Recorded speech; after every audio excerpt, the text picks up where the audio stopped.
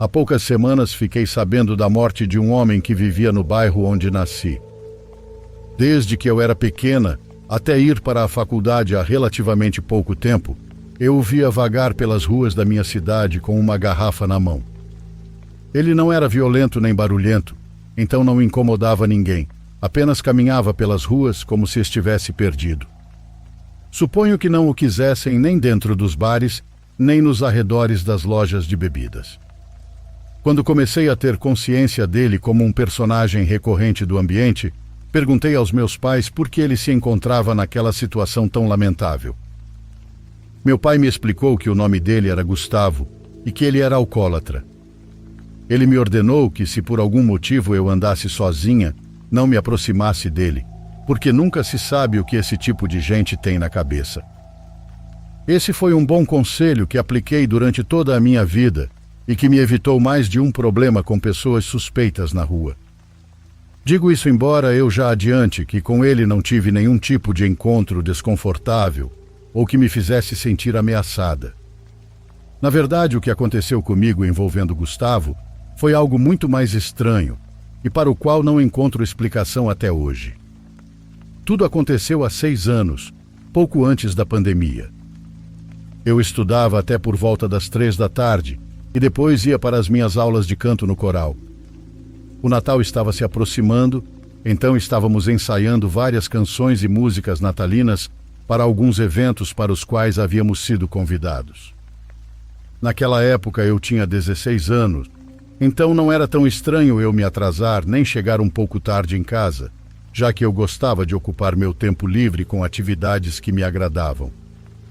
Dado esse contexto, no dia em que aconteceu o que vou contar, fiquei até tarde e uma série de coincidências se sucederam para que eu não pudesse ligar para meus pais e pedir que fossem me buscar. A primeira era que meu telefone estava descarregado. Eu havia esquecido o carregador em casa e nenhum dos meus colegas do coral tinha um carregador que servisse para mim.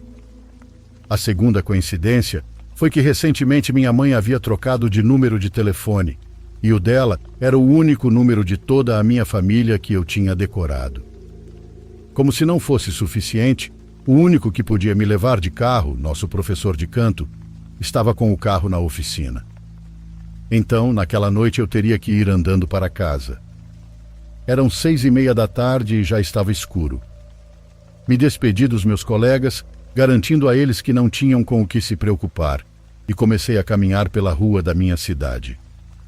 As ruas estavam bem iluminadas e ainda havia algumas pessoas, pelo menos até a metade do caminho. Acontece que minha casa ficava a cerca de meia hora de caminhada do lugar onde eu praticava com o coral.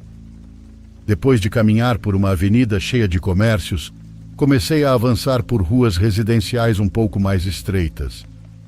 Ali, depois de cerca de 5 minutos andando, consegui distinguir algo à distância que chamou minha atenção e me fez parar imediatamente.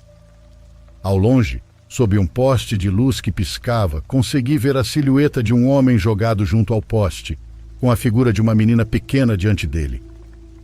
O que não me perturbou tanto foi isso, mas o fato de que no silêncio da noite consegui ouvir os soluços distantes daquele sujeito.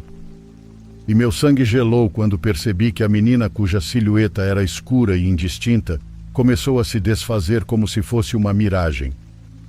Fiquei paralisada no lugar a uns, acredito, 40 metros de distância. Eu ainda estava bastante longe na esquina, mas podia ver claramente naquela direção e juro que aquela menina não se moveu, apenas se desfez. Naquele momento aconteceu outra coisa estranha. O poste de luz que piscava parou de fazê-lo, e a luz se manteve fixa sobre aquele homem que continuava soluçando, jogado sob o poste. Comecei a me aproximar um pouco, nervosa, porque não sabia o que tinha acabado de ver. A rua estava em silêncio, como se ninguém morasse naquelas casas, e então quanto mais passos eu dava para frente, em direção à minha casa, mais evidente ficava que o homem no chão não era outro senão Gustavo. Eu não tinha medo de Gustavo. Mais de uma vez eu havia passado por ele, e ele não havia sequer virado para me olhar ou me dito alguma coisa. Eu também nunca tinha falado com ele na minha vida, mas ainda assim, naquela noite senti que algo estava diferente. Parei quando estava a uns 10 metros dele e observei atentamente ao redor.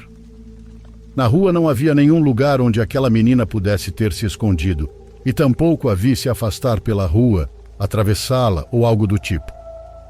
Essa parte eu nunca contei aos meus pais porque eles teriam brigado comigo, mas naquele momento, com um fio de voz, perguntei a Gustavo para onde tinha ido aquela garota que estava falando com ele. Lembro como se fosse ontem que Gustavo me olhou confuso, enxugando as lágrimas dos olhos. Por um instante pareceu que aquele olhar perdido que ele sempre tinha se iluminava, e ele me perguntou se eu a tinha visto. Eu disse que sim, repeti a pergunta, e ele, com um forte cheiro de álcool e ainda com lágrimas nos olhos, me disse que era sua filha. No entanto, quando perguntei para onde ela tinha ido, ele não respondeu e continuou bebendo antes de me dizer que eu fosse para casa. Eu não sabia mais o que fazer e, de repente, me lembrei de que meu pai tinha me pedido para jamais falar com Gustavo. Me afastei dele o mais rápido que pude, não por medo daquele homem bêbado e derrotado jogado no chão, mas por aquele medo infantil de que seus pais te peguem fazendo algo que você não deveria. Me afastei por aquela rua iluminada e de tempos em tempos olhava para trás, esperando ver novamente aquela menina, mas não a vi outra vez. Cheguei em casa algum tempo depois e meus pais brigaram comigo por não ter avisado que chegaria tarde. Expliquei a situação e tudo o que tinha acontecido com meu telefone, mas decidi omitir o que tinha visto, meu encontro com Gustavo e tudo isso. Eu não queria que a atenção que meus pais já estavam me dando aumentasse por eu ter encontrado o andarilho da cidade. Acho que se passaram umas 2 semanas, porque já faltavam apenas alguns dias para o ano novo. Eu estava no carro com meu pai e vi Gustavo caminhando sozinho pelas ruas e aproveitei para perguntar ao meu pai sobre ele. Perguntei se ele o conhecia e tudo mais. Meu pai me disse que só de vista. Gustavo sempre tinha estado ali na cidade, mas que caiu no álcool depois de uma tragédia, e aí a conversa terminou porque chegamos ao nosso destino e mudamos de assunto. Só em meados de janeiro voltei a ver Gustavo e lembrei daquela menina perto dele, de seus soluços, e como quem não quer nada, voltei a perguntar ao meu pai. Ele percebeu e me perguntou a que se devia meu interesse por aquele homem. Dessa vez sim, contei o que tinha visto naquela noite, enquanto caminhava para casa. Felizmente ele não ficou bravo, apenas permaneceu em silêncio até que eu terminasse de contar meu relato e, depois de pensar por um momento, me contou a trágica história de Gustavo. Anos antes, quando eu era muito pequena, Gustavo tinha uma esposa e uma filha pequena, cujos nomes meu pai não sabia. Ele era como qualquer outro vizinho, mas a desgraça bateu à porta daquela família. Eles sofreram um acidente de trânsito pouco antes de dezembro, e sua esposa e a menina morreram. Desde então, Gustavo, sozinho no mundo, se entregou à bebida. Seus irmãos tentaram cuidar dele, mas ele se tornou incontrolável. Tudo o que eles podiam fazer por ele era garantir que comesse 2 ou 3 vezes por dia. Ainda assim, Gustavo parecia ter perdido qualquer intenção de voltar a ser funcional. Ouvi essa história com atenção e senti um aperto no peito quando me lembrei do detalhe de Gustavo me perguntando se eu realmente a tinha visto, e um segundo depois, me dizendo com aquela aparente sobriedade que aquela silhueta era sua filha. Foi como um choque de realidade, e como se uma parte de mim, que sempre soube disso, aceitasse que eu tinha visto algo que não era deste mundo. Meu pai me perguntou se eu estava falando sério, se realmente tinha visto uma suposta silhueta na noite, mas eu não tinha nem tenho razão alguma para mentir. Durante dias tentei encontrar sentido no que vi, mas nunca tive sucesso.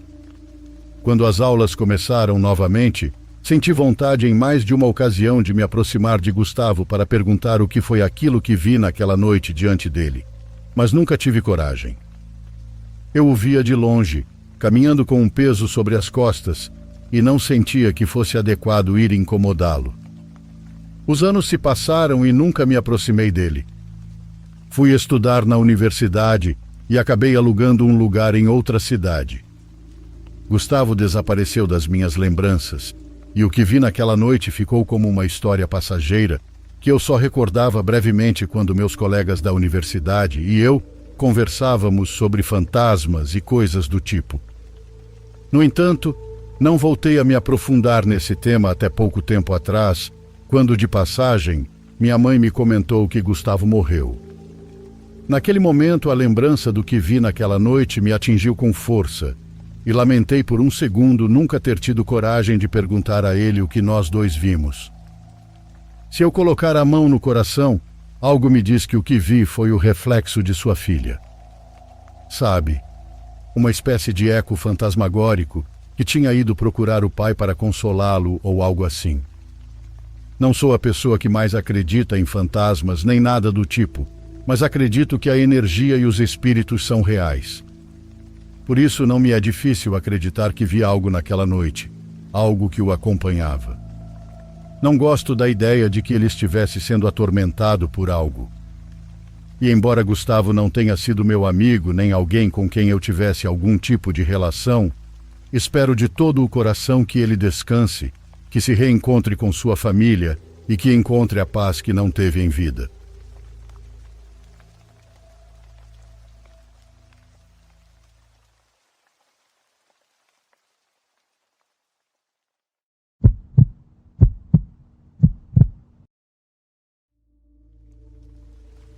Meu nome é Rondal e escrevo de Quito, Equador.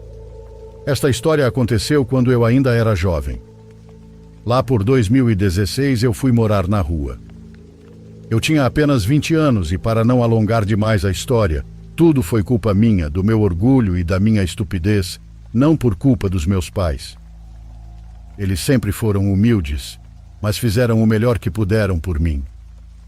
No entanto, eu não parei de tomar decisões erradas e me deixei levar por más influências. No fim, fiquei rebelde e saí de casa, sem dinheiro e sem ter para onde ir. Com certeza, meus amigos me acolheram por uma noite ou duas, mas não mais do que isso. E quando as coisas ficaram feias, em vez de engolir o orgulho e voltar para casa para pedir desculpas, preferi continuar vagando. Eu já estava havia mais ou menos um mês dormindo onde dava quando isso aconteceu. Era janeiro e fazia bastante frio. Eu ainda era inexperiente em relação a saber onde dormir para que o vento não me congelasse, e naquela noite eu estava procurando algum canto que me protegesse um pouco das rajadas de vento. Não tenho certeza do horário, mas pelo silêncio e pelo fato de as ruas estarem vazias, acredito que fosse de madrugada. Eu caminhava por uma área residencial, com prédios de apartamentos, quando vi algo que me fez parar imediatamente. Entre as silhuetas de um edifício, na sacada de um apartamento do 6º ou 7º andar, vi uma garota em pé sobre o parapeito. Pela forma do corpo, calculo que ela tivesse uns 15 anos. Dava para perceber que ela não estava ali por acaso. Isso me abalou profundamente, porque eu havia perdido um amigo por depressão. Reconheci de imediato aquela imagem, alguém à beira de fazer algo terrível. Sem pensar duas vezes, corri em direção ao prédio. Minha ideia era chegar até embaixo e fazer qualquer coisa que a fizesse reagir. Mas antes que eu pudesse alcançar a entrada do edifício, eu a vi se deixar cair no vazio. Meu coração despencou. Atravessei a rua quase tropeçando, procurando com o olhar o corpo da moça, esperando vê-la caída na calçada ou até mesmo na rua, mas ainda com vida. Na minha inocência pensei que, por não ser tão alto, talvez ela estivesse viva. Mas não havia nada. Caminhei de um lado para o outro, olhei por cima dos carros estacionados em direção à esquina, mas não encontrei nadinha de nada. Também não vi sangue nem nada estranho que indicasse onde ela havia caído. Eu estava nisso, completamente confuso, quando uma viatura passou. Fiz sinais desesperados para que parassem. Quando baixaram o vidro, tentei explicar o que eu tinha visto, mas assim que repararam na minha aparência, mudaram de atitude. Não acreditaram em nada do que eu dizia. Pelo contrário, estavam convencidos de que eu estava roubando naquela área ou me drogando. Insistiram tanto em dizer que eu estava inventando tudo e que só estava drogado que, no fim, acabaram me levando para a delegacia. Passei a noite lá e só na manhã seguinte me soltaram, quase sem me ouvir. Para eles, eu não passava de mais um vagabundo procurando desculpas. Quando saí, ainda tinha a imagem daquela garota gravada na minha cabeça. Em vez de ir embora daquele bairro, a curiosidade falou mais alto e voltei ao local da noite anterior. Eu esperava ver fita policial, vizinhos conversando na esquina, algum sinal do que tinha acontecido, mas não havia nada. A rua estava tranquila, os carros estacionados do mesmo jeito, sem nenhuma ambulância, viatura, ou como se algo tivesse acontecido. Na esquina havia um taxista estacionado, encostado no carro. Depois de pensar um pouco, me aproximei e perguntei se não tinha acontecido nada estranho naquela manhã. Se não tinha havido alvoroço por causa de uma garota que tivesse se jogado do 6º andar daquele prédio. O taxista me olhou de cima a baixo com desconfiança e perguntou como eu sabia daquilo. Contei exatamente o que tinha visto na noite anterior, sem exagerar nada do que aconteceu. Disse que tinha visto a garota no parapeito, que a vi pular, que não encontrei o corpo e que depois a polícia chegou, mas não acreditou em mim. O taxista no começo me disse para não brincar com esse tipo de coisa, mas ao ver meu rosto, a forma como minha voz tremia, percebeu que eu estava falando sério. Então suspirou e me disse algo que me deixou ainda pior. Contou que uma garota havia tirado a própria vida exatamente daquela forma, do 7º andar, cerca de 6 anos antes. Na época, sim, houve ambulâncias, polícia, gritos, todo o desastre que se pode imaginar. Porém, isso tinha acontecido há muito tempo, e desde então nada parecido havia ocorrido naquele prédio. Fiquei em silêncio. Sentia o frio da manhã, mas ao mesmo tempo meu sangue fervia por dentro. Por um lado, eu tinha certeza do que tinha visto na noite anterior, a garota sobre o parapeito. Eu não estava bêbado nem drogado, como disseram os policiais, e me lembro disso com a mesma clareza até hoje. Mas então, como eu explicaria que ninguém mais tivesse visto nada? Pelo visto, não havia corpo nem escândalo, e o único testemunho era o meu. O taxista me perguntou muito sério se eu estava zombando, e eu jurei pela minha vida que não. No fim, fui embora pelo mesmo caminho de onde tinha vindo. Com o tempo, cheguei a uma conclusão que não sei se é a correta, mas é a única que me traz um pouco de paz. Acredito que o que vi foi como se por alguma razão aquela cena tivesse se repetido mais uma noite, justamente quando eu passava por ali. Hoje já não moro mais na rua. Com o tempo deixei o orgulho de lado e voltei para a casa dos meus pais. Foi difícil, mas eles me perdoaram. Consegui colocar minha vida nos trilhos e, embora ainda carregue erros do passado, tento não repeti-los. Ainda assim, não esqueço aquela noite. Quando conto essa história, quase todo mundo encontra uma explicação, como dizer que confundi uma peça de roupa com uma garota ou que o frio e o sono me fizeram alucinar. Eu entendo. Eu também não acreditava nessas coisas, mas eu sei o que vi. Era uma pessoa. Acho que é assim mesmo. Ninguém acredita em um vagabundo, mesmo quando ele está dizendo a verdade. Só espero que pelo menos o espírito daquela garota já esteja descansando em paz.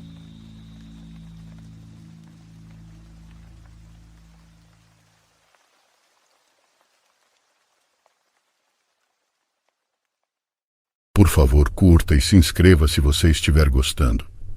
Agora continuamos.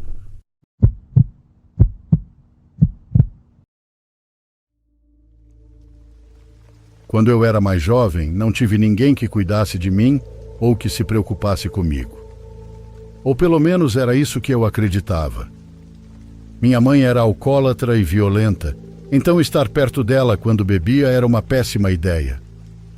Por outro lado, meu pai havia morrido anos antes, e com um ambiente tão hostil em casa, eu preferia vagar pelas ruas por horas ou até dias, em vez de voltar para casa.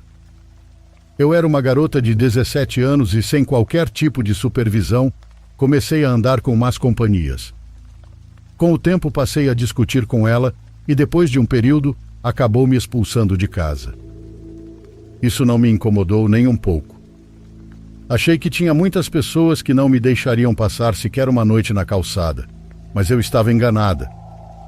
Acontece que aqueles que eu considerava amigos não eram mais do que delinquentes e drogados que, quando me viram em uma situação de necessidade, viraram as costas para mim ou tentaram se aproveitar descaradamente. Aqui começa a pior fase da minha vida. Durante os 3 meses seguintes, tive que me acostumar a dormir na rua e me tornei o que aqui nos Estados Unidos chamam de homeless. Eu conseguia trabalhos rápidos, limpando bares ou em depósitos. Com o pagamento, eu conseguia comprar comida e pagar por um banho, mas nunca encontrava nada estável. E foi durante o 2º mês dessa situação que vivi uma das experiências paranormais mais aterradoras da minha vida. Até então eu não acreditava em nada de outro mundo. Eu era ateia e não acreditava que nada do que se contava sobre espíritos, almas e coisas do tipo fosse real. No entanto, numa noite de setembro, a realidade me atingiu de frente. Eu tinha conseguido um lugar relativamente agradável e seguro para dormir, nos arredores de um shopping center. Mas naquela noite, uma mulher que também dormia na rua chegou antes de mim. E como podem imaginar, a ideia de confrontá-la me aterrorizava. Por isso aceitei que ela ficasse com o lugar e segui caminhando pela avenida em busca de um novo local para dormir. Depois de andar por um tempo, acabei chegando a uma rua com vários comércios fechados e alguns carros estacionados. Estava com frio, então tirei da bolsa a jaqueta grossa com a qual eu me cobria à noite. Além disso, eu carregava comigo papelões, cobertores e um colchonete que tinha encontrado no lixo. Assim que parei, consegui distinguir algo a uns 4 carros de distância.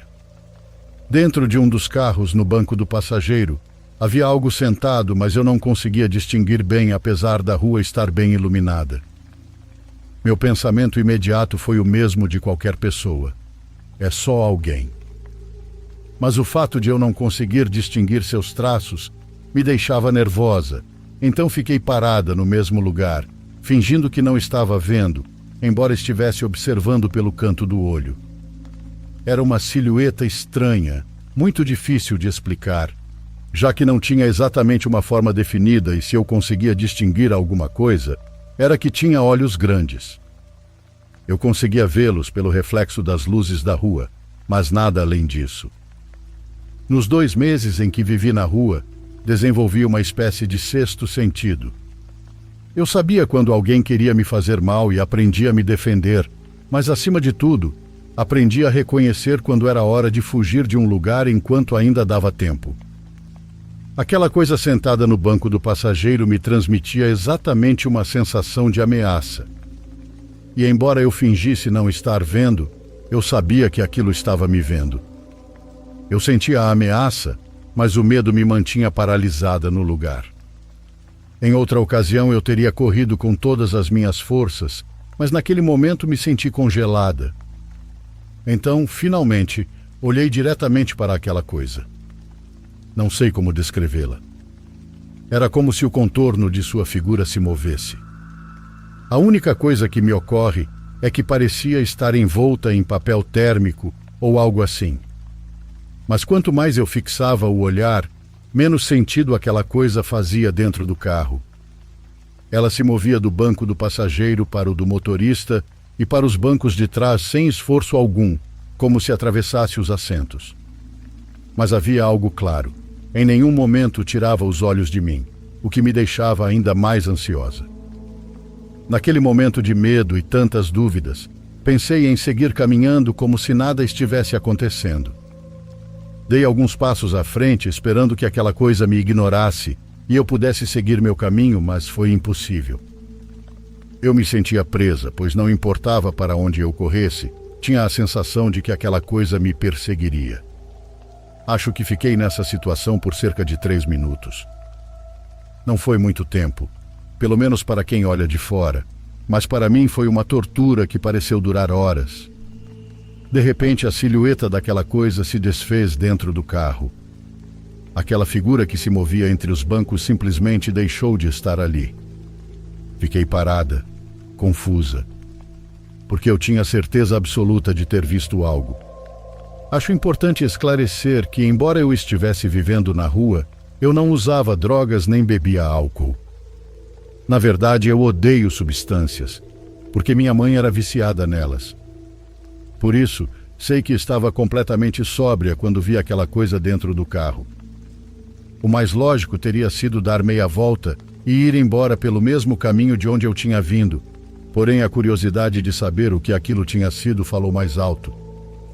Meu ceticismo me convenceu de que durante todo aquele tempo eu devia estar confundindo uma sacola de papel ou algo parecido com uma pessoa. Além disso, eu não tinha visto nem ouvido nenhuma porta se abrir, nem qualquer outro movimento dentro do carro. Por isso me aproximei com cuidado do veículo, que devia estar a uns 6 metros ou um pouco mais, e com cautela olhei pelas janelas. Eu estava convencida de que não haveria ninguém escondido ali dentro, porque a silhueta não tinha feito nenhum movimento de se abaixar ou algo assim, simplesmente havia desaparecido. A rua, em 2 meses, tinha me transformado em alguém muito dura, e eu não queria dar a impressão de que tinha me assustado.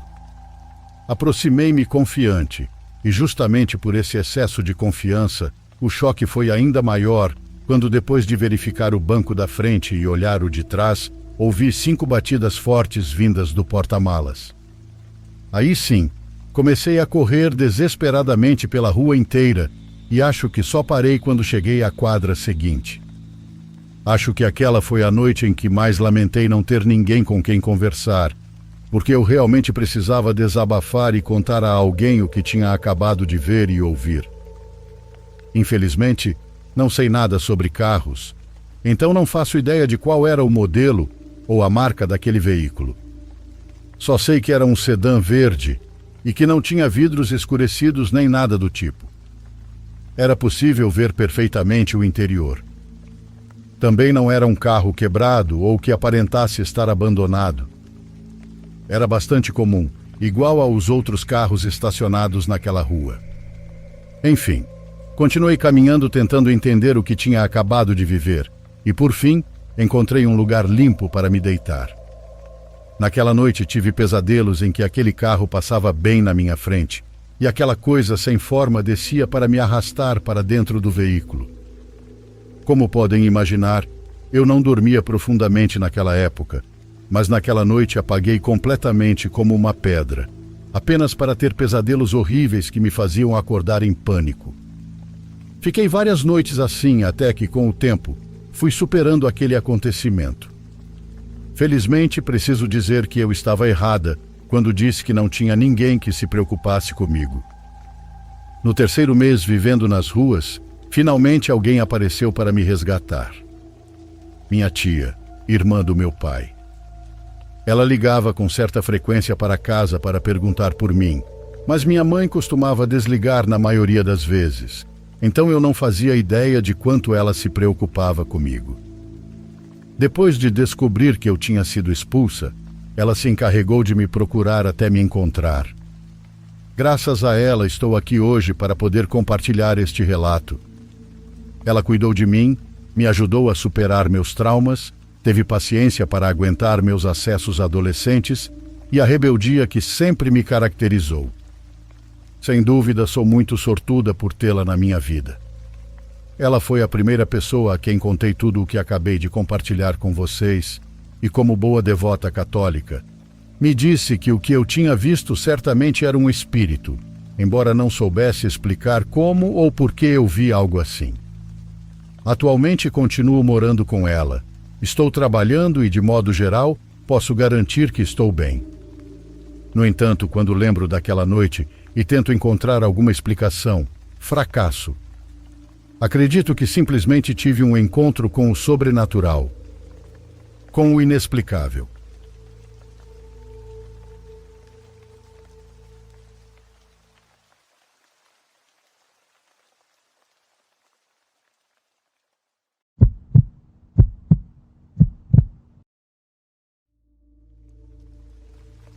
Boa tarde, Diário dos Pesadelos. Meu nome é Wellington Luiz e segue o relato que vi no Facebook.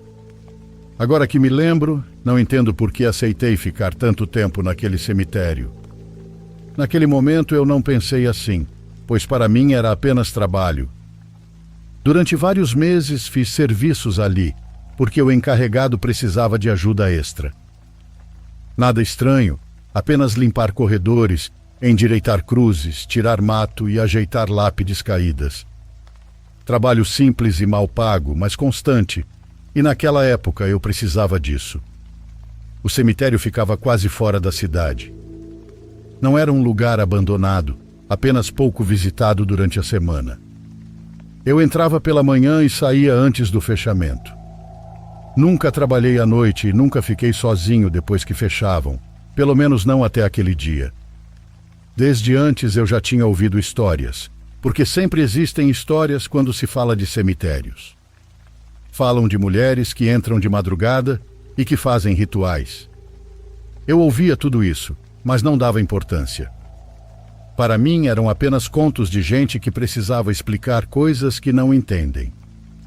Eu só via túmulos, terra, cimento e silêncio.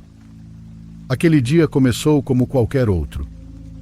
O encarregado me pediu para revisar uma área do fundo que quase não era mais usada. Disse que várias lápides estavam danificadas e que alguém tinha retirado pedras. Não achei estranho. Aquela área estava há anos sem manutenção. Caminhei até lá com minhas ferramentas, sem pressa.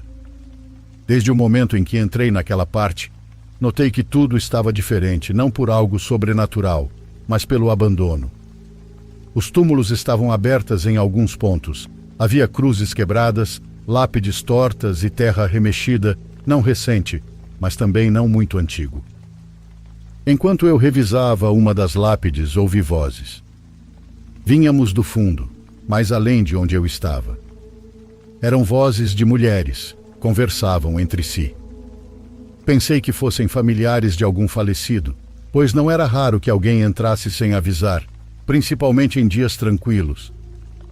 Continuei trabalhando por mais alguns minutos. As vozes não se aproximavam nem se afastavam, apenas permaneciam no mesmo lugar, e foi isso que chamou minha atenção. Levantei a cabeça e decidi me aproximar para avisá-las de que o cemitério estava prestes a fechar. Caminhei devagar entre os túmulos. À medida que avançava, comecei a notar as luzes. Não eram velas comuns, não estavam dentro de copos nem sobre as lápides. Eram várias luzes colocadas diretamente sobre a terra, formando um círculo. Não iluminavam muito, mas o suficiente para ver o chão. Quando cheguei perto o bastante, vi as mulheres. Eram várias, mas a verdade é que não contei quantas. Vestiam roupas escuras, simples e nada chamativo. Não levavam flores, nem baldes com água, nem vassouras, nem nada que se parecesse com uma visita normal ao cemitério. Elas estavam ao redor daquele círculo de luzes, e no centro não havia um túmulo. Não era uma lápide nem uma cova aberta. Era um espaço limpo e preparado. A terra estava nivelada, sem mato, com marcas claras ao redor. Foi ali que entendi que aquilo não tinha sido feito naquele dia. Aquele lugar estava assim havia tempo. Parei e não disse nada. Não porque estivesse com medo, mas porque não sabia como intervir. Nenhuma delas parecia ter notado minha presença ainda, pois continuavam conversando entre si, mencionando coisas que não conseguia entender completamente, mas notei que não falavam de um morto nem de um enterro. Naquele momento decidi me retirar. Pensei que não era assunto meu.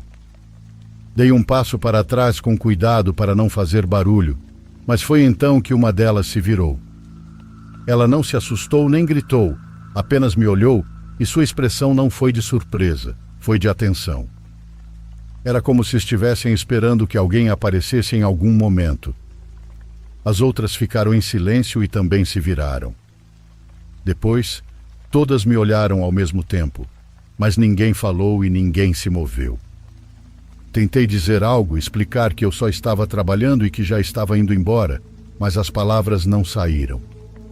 Não porque eu estivesse paralisado, mas porque naquele instante entendi algo muito claro. Aquele lugar não era para visitantes, e eu não estava ali por acaso. A mulher que tinha me visto primeiro deu um passo à frente, mas não se aproximou demais.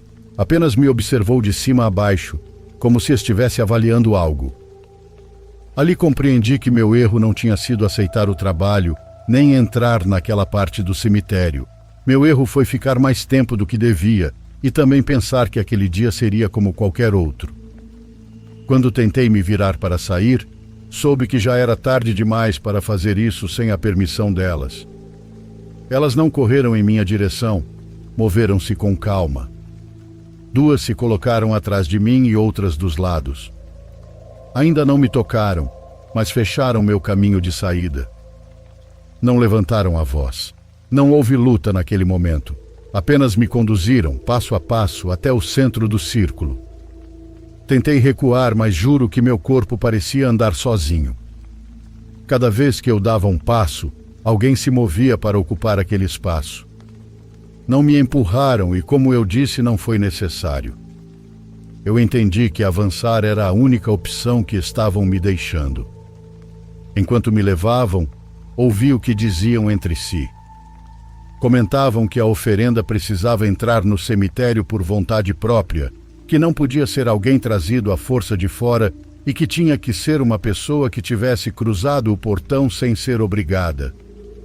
Foi ali que entendi por que eu servia. Elas não me escolheram ao acaso.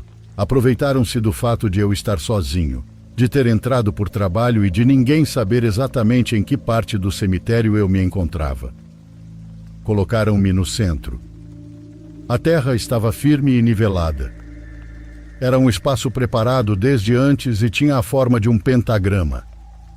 As marcas ao redor não eram recentes. Dava para ver que aquele lugar já tinha sido usado em outras ocasiões. O ritual começou, mas não houve um início claro.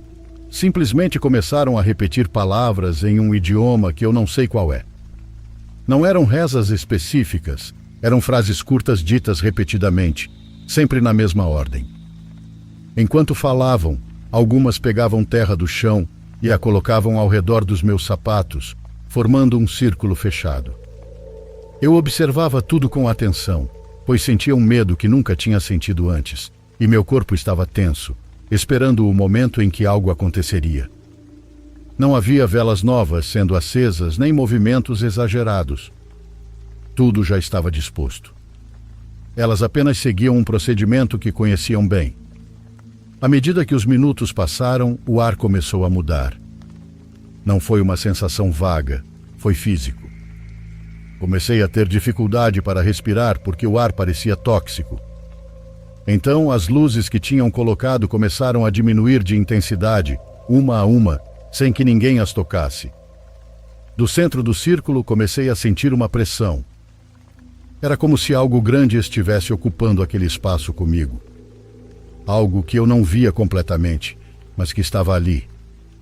A pressão era sentida no peito e nos ouvidos, como quando se desce rapidamente para um lugar profundo.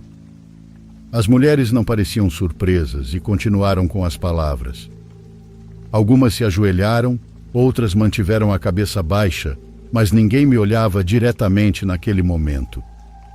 Todas estavam concentradas no que estava acontecendo dentro do círculo. Então eu percebi com clareza. Não posso dizer que vi aquilo como se vê uma pessoa. Não teve um rosto definido para mim. O que percebi foi uma forma alta diante de mim, que bloqueava parte da pouca luz que restava. Senti um cheiro forte de enxofre e de terra. O mais claro foi a sensação de que algo me observava de muito perto. Era um olhar que também não consigo explicar. Era como se estivesse me avaliando, para ver se eu cumpria o que lhe havia sido prometido. Uma das mulheres falou com voz firme e disse que o trato estava pronto, que a oferenda estava presente. Não pediu nada novo nem explicou nada. Foi apenas a afirmação de que o acordo estava sendo cumprido. Naquele momento, entendi que minha vida estava em risco e que aquilo não era uma invocação por curiosidade nem um ato isolado. Era parte de algo que já existia havia muito tempo. Elas não estavam tentando fazer um pacto com a entidade sombria que estava no círculo, estavam cumprindo algo que já tinha sido pactuado. A pressão aumentou, e o medo também. Senti que aquela presença se inclinava em minha direção. Ela não tocou meu rosto nem meus braços, mas a dor surgiu diretamente no peito, como um golpe interno. No início pensei que fosse imaginação minha, mas foi uma dor real, que me fez me curvar um pouco para a frente. Tentei falar para pedir ajuda, para dizer qualquer coisa que quebrasse aquele momento, mas não consegui. A voz não saiu. Senti que meu corpo não respondia. As mulheres continuavam ajoelhadas, mas nenhuma parecia arrependida. Tudo estava acontecendo exatamente como elas esperavam. A dor no peito permaneceu, e a sensação de estar sendo observado não foi embora. Pelo contrário, tornou-se mais próxima. Eu sabia que se aquele processo continuasse, eu não sairia dali andando. Foi nesse ponto que entendi que ninguém iria interromper aquilo por mim, que se eu quisesse sair daquele círculo com vida, teria que fazer isso por conta própria. E enquanto aquela forma permanecia inclinada diante de mim, compreendi que o tempo para decidir era muito curto. O momento de sair não chegou por acaso, chegou porque eu o procurei. Enquanto aquela presença continuava à minha frente e as bruxas permaneciam concentradas em repetir as palavras, notei que as mãos delas já não me seguravam com a mesma força. Não tinham me soltado completamente, mas a atenção delas estava voltada para o centro do círculo e não mais para o meu corpo. Senti novamente a dor no peito, mais profunda, como se algo pressionasse de dentro. Soube que se eu esperasse até que terminassem, já não haveria chance. Não pensei em um plano, apenas pensei em correr e sair dali o mais rápido possível, esperando que meu corpo reagisse ao que elas fizeram comigo. Abaixei o corpo, fechei os olhos, movi-me bruscamente até apoiar uma das mãos na terra e me arrastei para trás. Ouvi uma delas levantar a voz, mas ninguém se levantou. Continuei me movendo até sentir que já não estava mais dentro do círculo. Então me levantei e corri o mais rápido que consegui. Não escolhi direção, só corri entre os túmulos, desviando de cruzes e pedras. Tropecei várias vezes e bati as pernas nas bordas de lápides quebradas. O ar continuava pesado, mas a dor no peito começou a diminuir conforme eu me afastava do centro. Ouvi movimento atrás de mim, mas não eram passos normais. Não soavam regulares nem rápidos como os de uma pessoa correndo. Não olhei para trás. A verdade é que não precisava confirmar o que eu já sabia. Continuei correndo. Caí de joelhos uma vez, mas me levantei imediatamente. As mãos tremiam e o cemitério parecia maior do que o normal. As fileiras de túmulos não terminavam. As luzes do círculo já não eram visíveis, mas a sensação de estar sendo seguido continuava. Por fim vi um buraco no muro e atravessei. Fiquei alguns segundos agachado no mato, respirando com dificuldade, mas não olhei para trás. Eu sabia que se olhasse, ficaria ali. Levantei-me de novo e corri até minha casa. Tranquei a porta e lavei as mãos, observando os cortes que elas fizeram em mim. Não eram profundos, mas ardiam muito. O peito continuava doendo, como se eu tivesse levado um golpe forte. Não dormi naquela noite. Qualquer ruído me fazia erguer a cabeça. O amanhecer chegou sem que eu percebesse. No dia seguinte, soube que o cemitério tinha sido fechado. Disseram que havia danos em alguns túmulos, que alguém tinha remexido a terra e que se tratava de vandalismo. Mas aquilo me pareceu muito estranho, porque antes algo parecido já tinha acontecido e nunca fecharam o cemitério. Essa dúvida permanece comigo até hoje, sem resposta. Eu nunca mais voltei ao cemitério e recusei trabalhos parecidos. Deixei de aceitar serviços que implicassem ficar sozinho em lugares fechados e mudei minha rotina sem explicar o motivo a ninguém. A dor no peito não desapareceu completamente. Não é constante, mas aparece quando passo perto do cemitério ou nas madrugadas em que sinto que alguém me observa pela janela. Não vejo nada, mas a sensação não vai embora nem com a mais forte das orações. Não preciso ver nada para que ela volte. Basta lembrar do cheiro delas e da sensação de estar sendo observado. Conto isso agora porque já não consigo continuar guardando, e espero que vocês acreditem em mim.